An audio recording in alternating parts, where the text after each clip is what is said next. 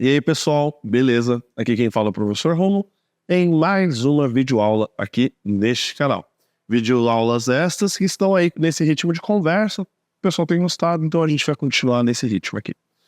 Hoje vamos falar sobre o quê? Hoje vamos falar sobre a revisão de sistemas que são abordados principalmente no Enem. É claro que eu vou fazer alguns pontos aí relacionando com a FUVEST, que é, né, a próxima etapa para quem está fazendo o Enem aqui em São Paulo, principalmente. Mas o foco principal vai ser Enem, né? Como que os sistemas humanos são cobrados pela prova e quais são as coisas que você precisa lembrar para resolver essa prova, né? Então, para quem está assistindo esse vídeo assim que ele está sendo lançado, provavelmente está desesperado porque esse domingo agora vai ser o segundo dia de Enem, né? A prova de natureza. Então, gente, estamos muito junto. Vou tentar visitar aí o máximo possível de alunos que eu conseguir. E, bom, é isso. Vamos começar a nossa revisão enquanto eu faço aqui as minhas marmitinhas, né? Hoje nós temos um franguinho que ainda está descongelando, cogumelo, uns guiozinhas aqui de legumes que, ó, gente, criminoso, tá? O grão principal hoje vai ser lentilha, então, né? Arroz, e aí o resto a gente vai bem, né? Conforme vou fazendo. Tem uma saladinha. Eu não posso esquecer da saladinha. Gente, não me deixe esquecer da saladinha. Deixa eu já pegar a saladinha aqui, porque senão, já viu. Eu sempre esqueço de meter a salada, e não é nem que eu não gosto, eu até gosto. Eu esqueço mesmo. Comprei umas amoras congeladas que, olha, porra, eu sou do time da praticidade. Se o bagulho for prático, eu vou adotar. E amorinha congelada, pra você bater com um moranguinho congelado, leitinho ali, ó, pau, e mandar pra dentro, 10 de 10. Bom, gente, o que a gente precisa saber sobre sistemas para resolver a prova do Enem? Principalmente, a gente precisa saber quais são os sistemas mais abordados, tá? O que eu gosto de falar de sistema é que, pelo menos, a gente tem a maioria, né? É claro que tem gente aí que não tem um sistema nervoso, super desenvolvido, mas a maioria tem todos os sistemas que eu for falar aqui nessa revisão, né? E quais você precisa lembrar que você tem? Primeiro, digestório. Eu acho que combina até com o cenário aqui. Sistema digestório é importantíssimo você lembrar, tá? O vestibular adora falar sobre sistema digestório. Esse é o primeiro. Esse é o que você vai revisar agora, tá? Pausa esse vídeo, dá uma lida lá nas suas anotações, revise esses conceitos, porque sistema digestório é muito importante, tá? Então, o que eu preciso saber sobre o sistema digestório, já que eu vou pausar esse vídeo aqui agora, professor? Você precisa saber as estruturas, né? Então, boca, esôfago, estômago, intestino delgado, primeira porção do intestino delgado, aquilo que a gente chama de duodeno, né? Então é a primeira região ali, a primeira torção do intestino delgado, e é fundamental para a digestão e absorção das substâncias, dos nutrientes, tá? Depois, intestino grosso e ânus. Então, esse caminho todo que eu falei na sequência, você precisa lembrar. Depois, na sequência, o que você vai revisar? Glândulas anexas, tá? Então, glândulas salivares, no caso ali, o fígado que está enviando bile na vesícula biliar, o pâncreas, né? São estruturas que estão anexas ao sistema digestório e que fazem parte dos processos de digestão e, né, processamento de algumas substâncias, tá? Além disso, você precisa lembrar das enzimas digestivas, né? Então, a amilase salivar, que digere amido, a pepsina no estômago, que vai estar reagindo junto com o ácido clorídrico ali do estômago para digerir principalmente proteínas, né? Esse estômago, ele é revestido com um muco que protege também da autodigestão. Você tem ali no intestino delgado uma série de substâncias que vão digerir os alimentos, então lipases, carboxilases, né? Uma série de substâncias que você precisa estar lembrando, tá? E as funções de cada órgão para com a absorção dos nutrientes. Então, o que digere carboidrato, o que digere proteína, o que digere lipídio, como digere, então, vai ser uma digestão mecânica, vai ser uma digestão química, vai ser os dois, né? Esses conceitos são fundamentais para falar de sistema digestório. E como que o seu Enem vai estar cobrando isso, gente?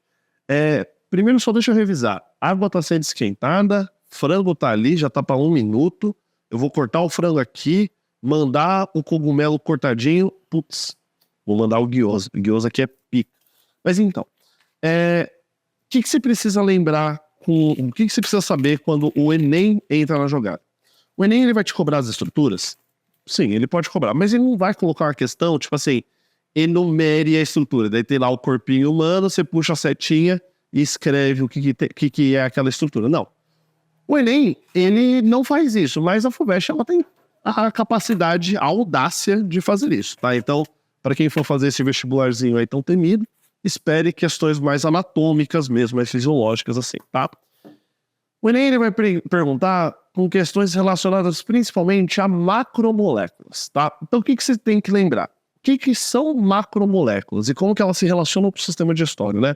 A gente tem 3 principais. A gente tem as proteínas, os carboidratos e os lipídios, né? Para quem aí é do mundo maromba, já tá ligado que substâncias são essas. Mas para quem não é, o frango, né?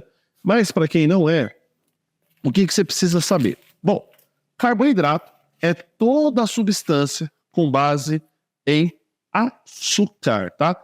Então o carboidrato, ele vai ter uma função extremamente importante no nosso corpo, que é dar energia. Como é que eu lembro disso, professor? Você já deu refrigerante para criança? Você já deu suco para criança? Você já deu doce para criança? Principalmente criança assim, 3, 4 anos. Nossa, mano, é que nem dá pó pra essa criança, mas o bagulho fica assim, ó. Tá. Festa infantil. Você vê a criança pulando, correndo, suando, respirando assim, você acha que a criança tá como? Tá com nível glicêmico lá no talo, porque se entupiu de brigadeiro, né? Então, o que acontece? Os carboidratos, eles vão ter função principal do que? Te dar energia, beleza? Então, base em açúcar. Professor, que tipo de alimento que tem carboidrato? Tem bastante carboidrato. Bom, alimentos com base em massas, né? Então, tipo, tudo que tiver amido pode colocar carboidrato sem medo, tá? Então, bolacha, arroz, tá? Feijão, apesar de feijão também ter um valor legal de proteínas e fibras, tá? Mas principalmente essas substâncias, ou, né, no caso, doces, né? Doce nem preciso falar, porque é feito de açúcar, né? Massas, tipo, coxinha, sabe aquela coxinha maravilhosa, recheada com frango, catupiry, né? Aquela coxinha, a massa dela é carboidrato, basicamente, né? E aí a gente tem, depois de carboidratos, proteínas. São as macromoléculas mais abundantes dos seres vivos, fundamentais, beleza? Professor, para que serve proteína? Bom, proteína serve para tudo, né? Proteína vai ter função estrutural, então vai compor o seu tecido muscular, tá? Vai compor a membrana plasmática. Então, lá na membrana plasmática, lá na bicamada fosfolipídica, você vai ver uma série de proteínas ali associadas a essa membrana. Proteínas de canal, por exemplo, né? Bombas de sódio e potássio e assim por diante. Então, além dessa questão estrutural, vai ter uma função também enzimática, né? Então, a pepsina, por exemplo, né? ela tem uma enzima digestiva, digere proteína e tem uma base enzimática, né? Então, entendendo isso, a gente parte do seguinte pressuposto. O que tem proteína, né? Eu acho que fica bem claro quando a gente para pensar. Eu acabei de falar que compõe estrutura muscular. O que vai ter proteína? Estruturas musculares, né? Então, músculos de animais, né? Então, carne bovina, carne suína, carne de frango, ovos, né? Alguns legumes, principalmente leguminosos, por isso que eu acabei de comentar do feijão, né? Leite, então uma série de substâncias, principalmente derivadas de animais, mas não somente, né? A gente tem aqui a lentilha, o grão de bico, que também são excelentes fontes vegetais de proteínas, tá? E por último, mas não menos importante, lipídios, tá? E daí lipídio não é tudo gordura, tá? Então é importante que a gente entenda aqui. Lipídios a gente tem principalmente gorduras e ácidos graxos, tá? Então, onde que eu encontro lipídio? Bom, se é lipídio, óleo, você vai encontrar no óleo, né? Então, óleo de soja, azeite, castanhas, né? Vegetais oleaginosos, né? Então, castanha, amendoim, né? São fontes muito ricas de gordura. E também carne animal, Você nem precisa falar daquela picanha, assim, que você tira aquela lâmina e nossa senhora, né? Aquilo também tem bastante gordura, que inclusive é o que dá o sabor magnífico daquela obra de arte. Tranquilos isso? Então, professor, eu preciso lembrar do quê? Você precisa lembrar das estruturas do sistema digestório, você precisa lembrar das funções dessas estruturas, então, o que cada estrutura faz. Você precisa lembrar das enzimas que estão associadas a essas estruturas, então, amilase salivar, pepsinas, lipases, né, protease, piriri, parará. E você precisa lembrar de quais são as moléculas orgânicas, essas macromoléculas que estão sendo absorvidas, né? Então, proteínas, que são compostas de aminoácidos, você tem lipídios e ácidos graxos, você tem carboidratos, e dentro de carboidratos você tem monossacarídeos, disacarídeos, polissacarídeos, né? Chuta tudo em glicose, tudo que tiver carbono, hidrogênio e oxigênio pra caralho, ó, chuta carboidrato que se pai, demorou? Então, entendendo isso, beleza. Deixa eu fazer uma pausa para molhar as palavras.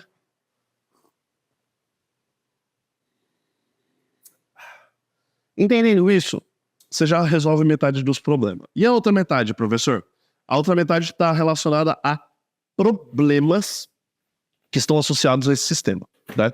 E isso vai se repetir para todos os outros sistemas. Eu estou falando agora de sistema digestório, mas quando a gente está falando das características do sistema, isso que eu acabei de falar se reflete em todos, né? Então, você precisa saber as estruturas do sistema circulatório, respiratório, nervoso, endócrino. Você precisa saber o que está acontecendo em cada uma dessas estruturas, mas isso de forma geral. E também os problemas associados a essas estruturas. Então, voltando. Sistema digestório, que problemas que eu posso ter, né? Então, você pode ter um que é bem comum, gastrite. Gastrite é um problema associado ao sistema digestório. E esse problema está associado ao sistema digestório em que sentido? Gastrite é uma lesão na parede do estômago, né? Isso ocorre por quê, professor? Isso pode ocorrer por N fatores. Pode ocorrer por má alimentação, sedentarismo, né? Tabagismo, estresse. Então, estresse é um grande fator aí para gastrites. Essa gastrite ela pode evoluir para uma úlcera, que daí já é um ferimento mais aberto, já há sangramentos, né? Isso pode se desenvolver, inclusive, para um câncer, dependendo dos casos mais graves. Então, é interessante que você saiba disso. Além disso, refluxo é um problema muito comum, mas também, isso daí é bem legal, e bem nojento, mas é bem legal, parasitoses, né? Preciso lembrar de parasitose, professor? Sim. O Enem ele gosta muito de falar de saúde pública. Então, isso se reflete em todos os outros sistemas. Vou falar de sistema circulatório, eu vou ter que falar das questões relacionadas à saúde pública de sistema circulatório. Por exemplo, pressão alta, por exemplo, colesterol alto, por exemplo, paradas cardíacas, né? Sistema respiratório. Preciso falar de tabagismo, preciso falar de poluição de ar, preciso falar de doenças respiratórias, beleza? Então, lembre-se sempre de, além de estudar essas questões gerais sobre o sistema, parece até uma ameaça, né, que eu tô com a faca. Além de estudar essas questões gerais sobre o sistema, relacione isso com os problemas, tá? Isso é fundamental, tá?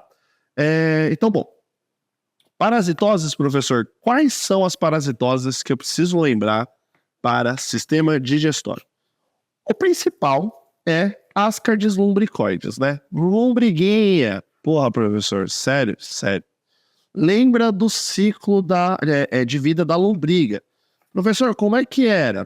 Então a gente tem Ascaris lumbricoides depositando seus ovos, por exemplo, em água, né?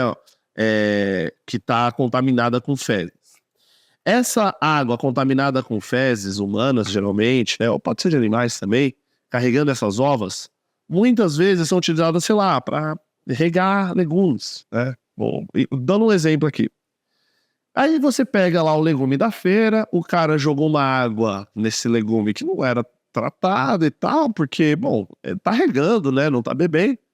E aí você vai lá, pega esse legume e não limpa esse legume direito, né? Ou essa frutinha, ou, enfim, qualquer coisa que tenha essa via de contaminação. tem que ter contaminação com as ovas, e as ovas vieram das fezes de alguém ou de algum animal, né? E aí você ingere essas ovas, porque esses legumes estavam contaminados, essa fruta estava contaminada. E aí o que acontece? Primeiro, essas ovas eclodem ali no seu intestino, furam a parede dessas larvas, furam a parede do seu intestino e se locomovem até os seus pulmões. Professor, por que isso acontece? Porque elas ainda são muito pequenininhas, né? Quando você para analisar o aspecto evolutivo das lombrigas, elas entram dentro de um grupo de animais que a gente chama de ecdisozoários. E os ecdisozoários, eles realizam a ecdise, a troca de pele, para a sua maturação. Então, a lombriguinha, ela vai se locomover até o seu pulmão, furar a parede do seu pulmão e se alojar ali dentro. Para quê, professor? Para crescer, né? Para crescer. E aí ela vai passar por uma, duas, às vezes até 3, dependendo da espécie, ecdises, vai ficar grandona, forte, sadia, e aí ela vai começar o caminho de volta para casa. Qual que é o caminho de volta para casa? Sobe do pulmão, dos alvéolos, brônquios, bronquíolos, daí ó, saiu aqui pela traqueia. Na epiglote, ela vai voltar para o esôfago, do esôfago cair no estômago, do estômago se alojar finalmente, né, no intestino. E ali ela vai ficar. Pode ser que ela erre o caminho, inclusive, né, pode sair aqui pelo nariz, pela boca, o animal pode tossir, os vermes, inclusive, é bem comum. Né, para quem já cuidou de cachorrinho, tá bem ligado, principalmente esses cachorrinhos que a gente resgata na rua, tá bem ligado o que pode acontecer, né. Teve uma vez que eu peguei um cachorrinho na rua, quando eu dormi, acordei, tinha um monte de minhoquinha do lado dele. Tinha saído da onde? Provavelmente da boca, né? Do nariz, alguma coisa assim. Né? Do próprio pulmão, muitas vezes, né? Então, enfim, cheio de nojeiras, né? Você precisa lembrar disso? Porra, professor, preciso mesmo lembrar dessa bosta? Por quê? Porque é um problema de saúde pública, né? É um problema que está muito relacionado a questões socioeconômicas, né? Então, infelizmente, o seu país é um país desigual, é um país que está repleto aí de pessoinhas que não têm acesso a saneamento básico, que não têm acesso a água encanada, que não têm acesso a alimentos fiscalizados e que, infelizmente, acaba sendo acometida por esse tipo de doença, que é doença, né, da Idade Média. Isso aí devia ser doença da Idade Média, não devia acontecer, mas acontece, né? Enfim.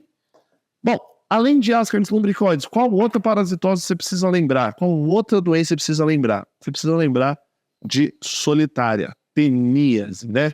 Ou tênia solium ou tênia saginata, dependendo da fonte de carne que você está utilizando. Professor, qual é o ciclo de vida da teníase, né? Da solitária? Então, a gente tem duas doenças principais que podem estar sendo envolvidas com esse verme. A gente tem a teníase, né, que é a solitária mesmo, o verme achatado, plateumin que cresce sozinho, por isso solitária, no seu intestino, ou a cisticercose, que em alguns casos pode evoluir para uma neurocisticercose, né? Então, o que é cada um? Vamos primeiro falar do ciclo de vida, que eu acho que daí vai explicar os dois juntos. Então, como que eu posso contrair uma solitária, professor? Bom, eu sou do time carne mal passada. Eu adoro uma carnezinha mal passada, tá ligado?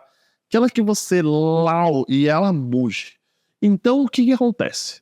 Se um dia, digamos, que eu vá lá numa churrascaria meia boca, uma churrascaria que não tem uma carne de uma procedência muito boa, não conheço, paguei barato e tal, o cheiro tava meio esquisito, mas mandei pra dentro. Mal passada aqui, ó, sangrando, no nojento. E aí, eu acabo sendo acometido na carne bovina ou na carne suína, independente. Pode ter larva em ambos, tá? É mais comum na carne suína, mas na carne bovina também existe, beleza? Inclusive na carne de peixes também a gente vem encontrando bastante. Para quem gosta de comida japonesa aí, fica ligeiro, tá? Então, enfim. E aí o que acontece?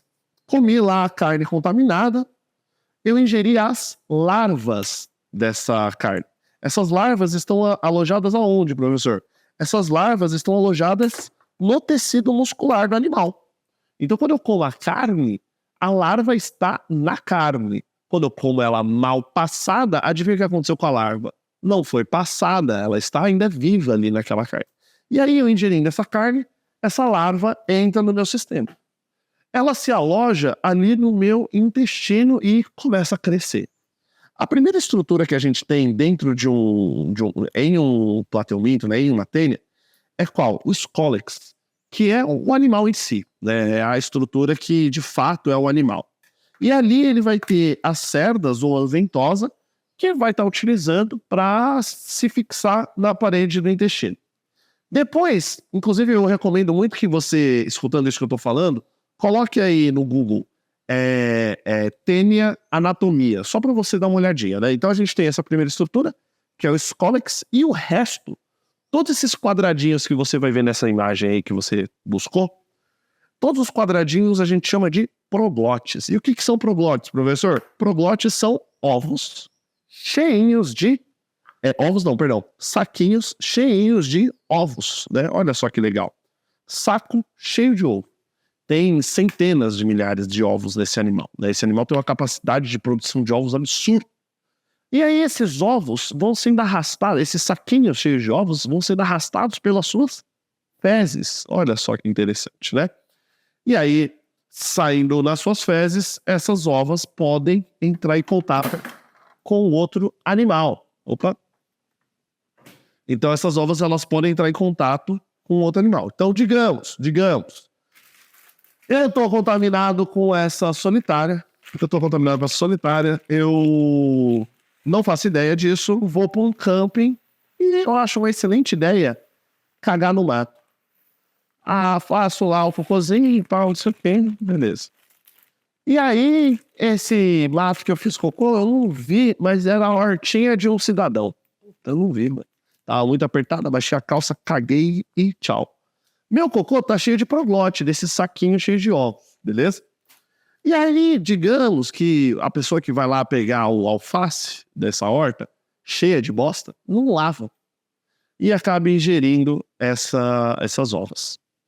O que acontece, professor? Vai nascer solitária nessa pessoa? Não. Vai nascer cisticerco. Então, a pessoa que acaba contraindo cisticercose, né? Ela teve um contato direto com os saquinhos de ovos, as proglotes.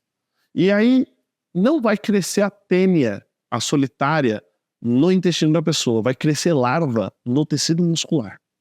Principal sintoma dessa doença, dor muscular, dor na articulação, né? Em casos extremos, dor de cabeça, convulsão, né?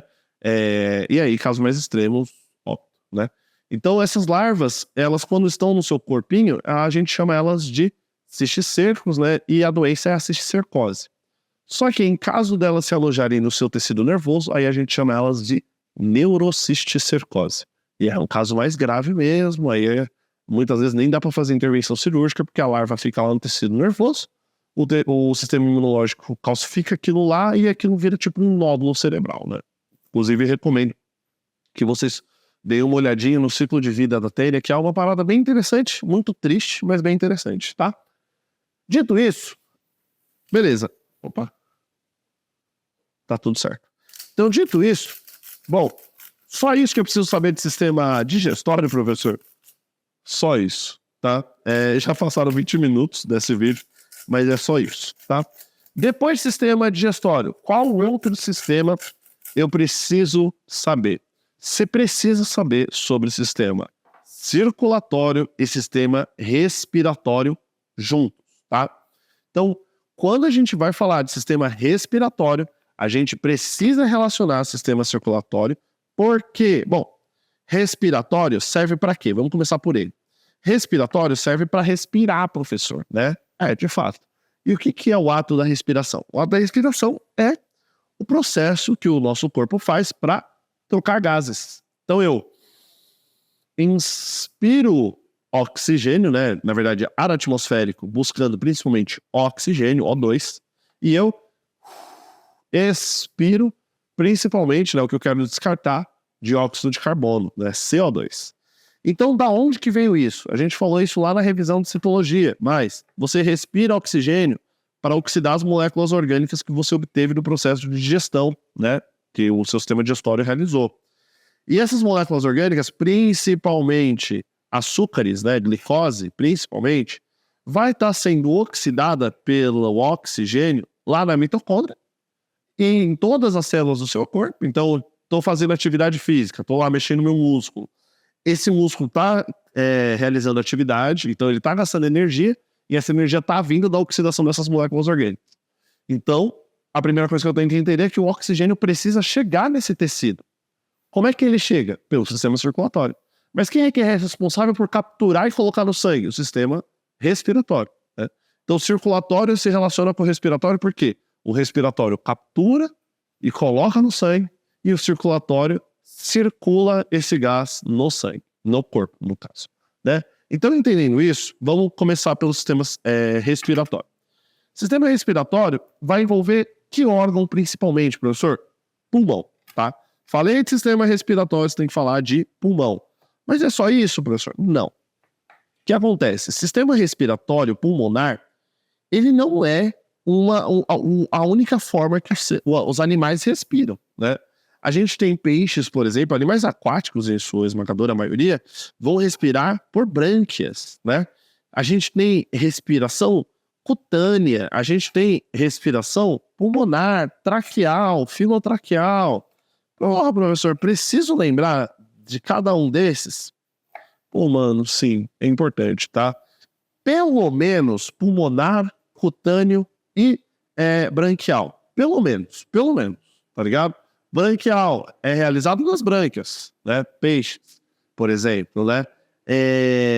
O pulmonar, você realiza, né? Alguns peixes pulmonados, por exemplo, noi, eles vão realizar também.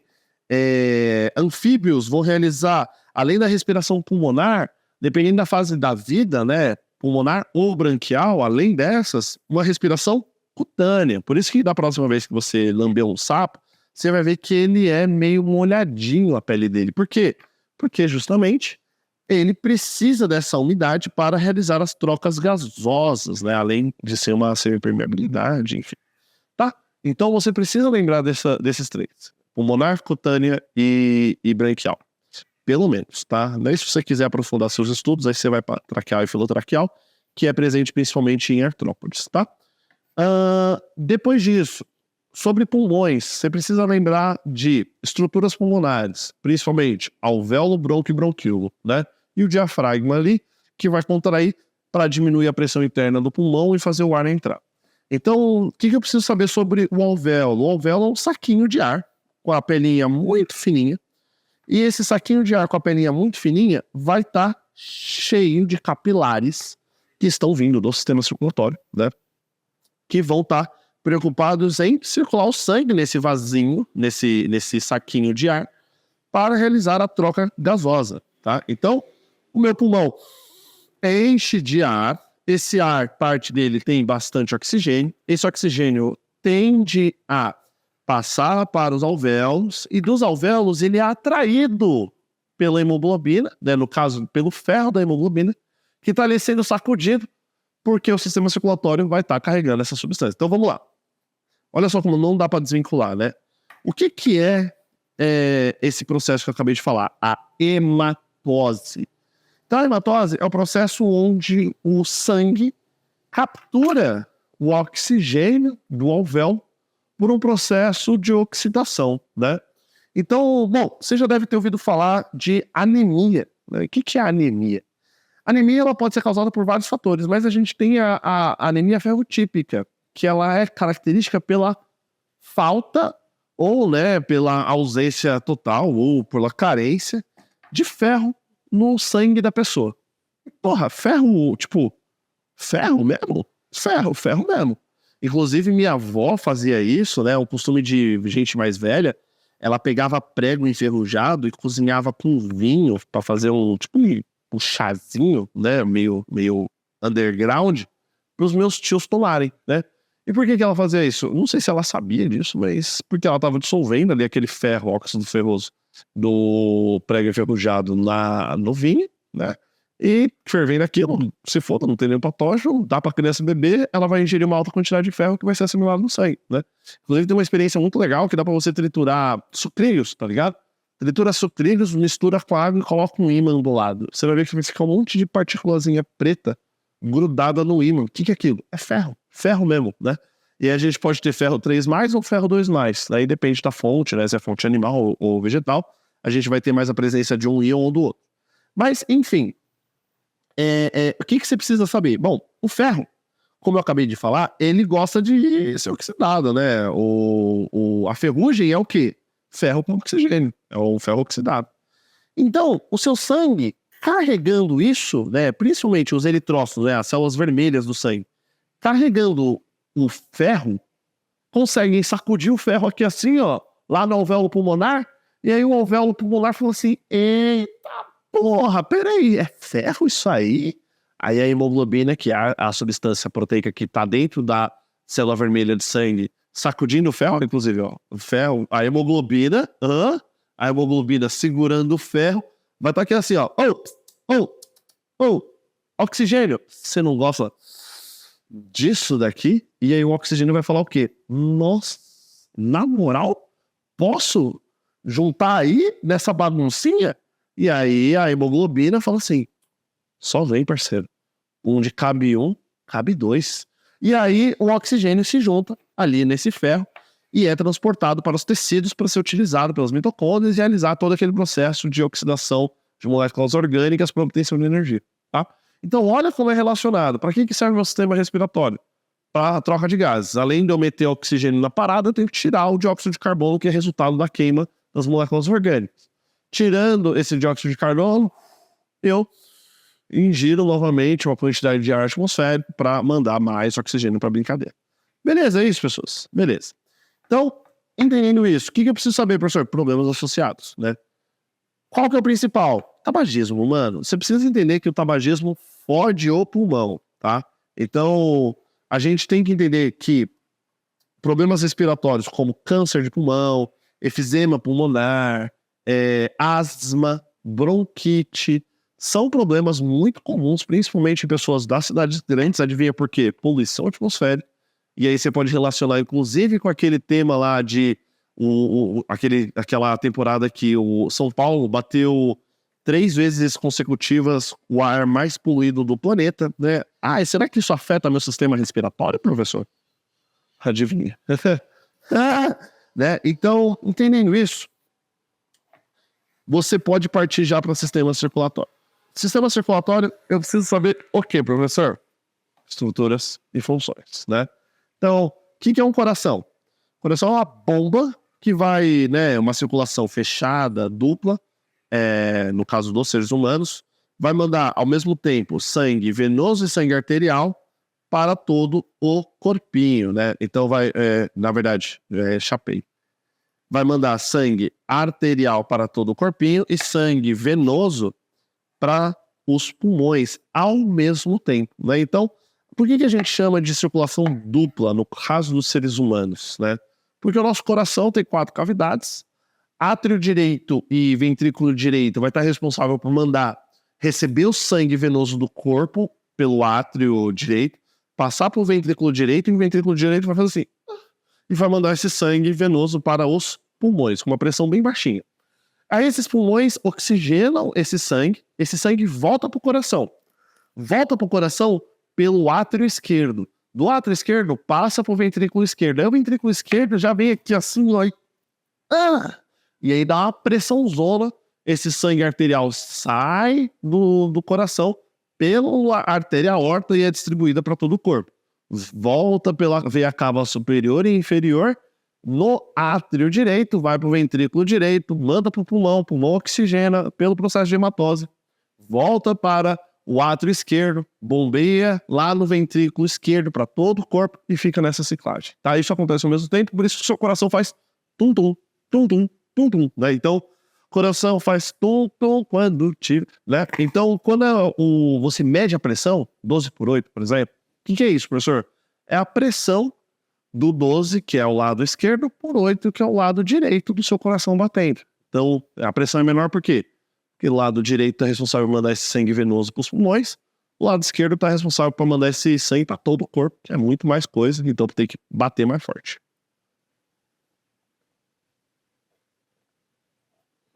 Tá dando para entender? Faz uma pausa, respira, toma um chazinho, né? Aproveita aí a vida um pouquinho também. nem tudo é estudar. Bom, então, com base nisso, deixa eu só colocar essa água aqui, porque esse arroz vai ficar criminal, Zé. Deixa eu só colocar as coisas aqui, fazer uma pausa pra dar uma respirada, gente, porque é foda. Ficar falando assim, que nem um maluco desgraçado, cansa bastante. Ainda mais tendo que fazer as paradas. Nossa senhora, eu sou péssimo em fazer e falar. Eu preciso prestar atenção. Eu comprei esse lemon herbs, não sei se vai ficar bom com frango. Espero que fique. Né? Não cheguei a experimentar. Se você já usou esse tompeiro de lemon herbs, aí você não sabe. Bom, voltando então. A gente estava falando de sistema circulatório. Então, sobre o sistema circulatório, funções, círculo do sangue, como eu acabei de falar, né? Além disso, você precisa saber sobre sangue, mano. Tecido sanguíneo. Você precisa saber dessa porra. Pô, professor, na moral, pelo menos sobre os elementos figurados do sangue, tá? Então, eritrócitos, leucócitos, células brancas, na verdade, células vermelhas e plaquetas. Essas três, pelo menos. Pô, professor, qual que é a função de cada um? Vou resumir de forma choromérica, né, esses três assuntos. Primeiro, células vermelhas estão responsáveis por transportar oxigênio no seu corpo, beleza?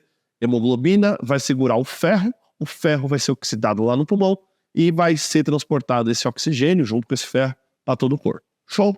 Show. Depois, plaqueta, principalmente coagulação. Nossa, coagulação é importante pra caralho. Por isso que quando você tem dengue, você aperta lá o bracinho para aparecer as manchinhas, né? Por quê? Você deve estar com plaqueta baixa. Por isso que a gente também tem a dengue hemorrágica, né? Que plaqueta baixa, tá? Então, o maior causador o maior efeito de plaquetas baixas é a hemorragia, tá? Porque ela tem relação com a coagulação. E, por último, células brancas, células de defesa. Você precisa saber que está responsável por defender o seu corpo, sistema imunológico, tá?